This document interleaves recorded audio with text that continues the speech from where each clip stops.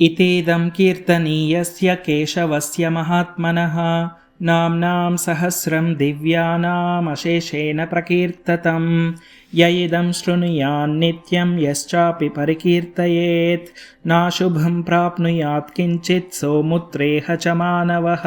वेदान्तगो ब्राह्मणः स्यात् क्षत्रियो विजयी भवेत् वैश्यो धनसमृद्धः स्याच्छूद्रः सुखमवाप्नुयात्। धर्मार्थी प्राप्नुयात् धर्ममर्थार्थी चार्थमाप्नुयात्। कामानवाप्नुयात् कामी प्रजार्थी प्राप्नुयात् प्रजां।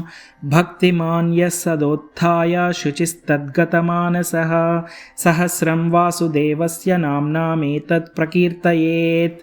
यशः प्राप्नोति विपुलं ज्ञातिप्राधान्यमेव च अचलां श्रियमाप्नोति श्रेयः प्राप्नोत्यनुत्तमम्। न भयं क्वचिदाप्नोति वीर्यं तेजश्च विन्दति भवत्यरोगो द्युतिमान् बलरूपगुणान्वितः। रोगार्तो मुच्यते रोगात् बद्धो मुच्येत बन्धनात् भयान्मुच्येत भीतस्तु मुच्येतापन्न आपदः। दुर्गान्यतितरत्याशु पुरुषः पुरुषोत्तमं स्तुवन्नाम सहस्रेण नित्यं भक्तिसमन्वितः। वासुदेवाश्रयो मर्त्यो वासुदेवपरायणः सर्वपापविशुद्धात्मा याति ब्रह्म सनातनम्। न वासुदेवभक्तानाम् अशुभं विद्यते क्वचित् जन्म मृत्युजरा व्याधि भयं नैवोपजायते। इमं स्तवमधीयानः श्रद्धा भक्तिसमन्वितः युज्येतात्मसुखक्षान्ति श्रीधृतिस्मृतिकीर्तिभिः। न क्रोधो न च मात्सर्यं न लोभो नाशुभा मतिः भवन्ति कृतपुण्यानां भक्तानां पुरुषोत्तमे। द्यौः चन्द्रार्कनक्षत्रा कं दिशो भूर्महो दधिः वासुदेवस्य वीर्येण विद्रुतानि महात्मनः। ससुरासुरगन्धर्वं सयक्षोरगराक्षसं जगद्वशे वर्ततेदं कृष्णस्य सचराचरम्। इन्द्रियाणि मनोबुद्धिः सत्त्वं तेजो बलं धृतिः वासुदेवात्मकान्याहुः क्षेत्रं क्षेत्रज्ञ एव च। सर्वागमानमाचारः प्रथमं परिकल्पते आचारप्रभवो धर्मो धर्मस्य प्रभुरच्युतः।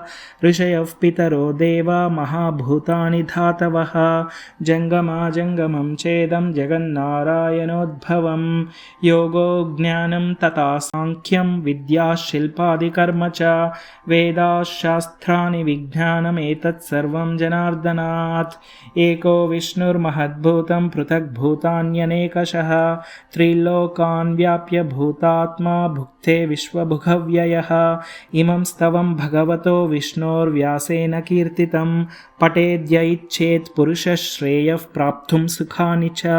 विश्वेश्वरमजं देवं जगतः प्रभुमव्ययं भजन्ति ये पुष्कराक्षं न ते यान्ति पराभवम्। ॐ नम इति। अर्जुन उवाच पद्मपत्रविशालाक्ष पद्मनाभसुरोत्तम भक्तानामनुरक्तानां त्राता भवजनार्दन।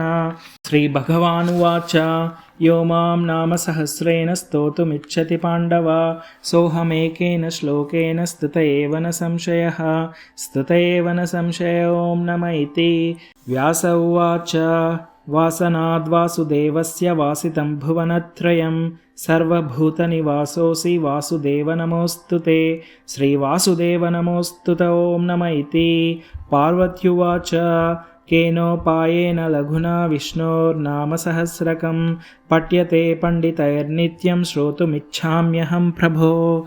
ईश्वर उवाच श्रीराम राम रामेति रमे रामे मनोरमे सहस्रनाम तत्तुल्यं रामनामवरानने। श्रीराम राम रामेति रमे रामे मनोरमे सहस्रनाम तत्तुल्यं रामनामवरानने। श्रीराम राम रामेति रमे रामे मनोरमे सहस्रनाम तत्तुल्यं रामनामवरानने। श्रीरामनामवरानन ॐ नम इति। ब्रह्म उवाच नमो स्वनन्ताय सहस्रमूर्तये सहस्रपादाक्षि शिरोरुबाहवे सहस्रनाम्ने पुरुषाय शाश्वते सहस्रकोटियुगधारिणे नमः। सहस्रकोटियुगधारिणे ॐ नम इति। संजय उवाच यत्र योगेश्वरः कृष्णो यत्र पार्थो धनुर्धरः तत्र श्रीविजयो भूतिर्ध्रुवा नीतिर्मतिर्मम। श्रीभगवानुवाच अनन्याश्चिन्तयन्तो मां ये जनाः पर्युपासते तेषां नित्याभियुक्तानां योगक्षेमं वहाम्यहं। परित्राणाय साधूनां विनाशाय च दुष्कृतां धर्मसंस्थापनार्थाय सम्भवामि युगे युगे। आर्ताविषण्णाः शिथिलाश्च भीताः घोरेषु च व्याधिषु वर्तमानाः संकीर्त्य नारायणशब्दमात्रं विमुक्तदुःखाः सुखिनो भवन्तु। आर्ताविषण्णाः शिथिलाश्च भीताः घोरेषु च व्याधिषु वर्तमानाः संकीर्त्य नारायणशब्दमात्रं विमुक्तदुःखाः सुखिनो भवन्तु। कायेन वाचा मनसेन्द्रियैर्वा बुद्ध्यात्मना वा प्रकृते स्वभावात् करोमि यद्यत् सकलं परस्मै नारायणायेति समर्पयामि। श्रीमन्नारायणायेति समर्पयामि।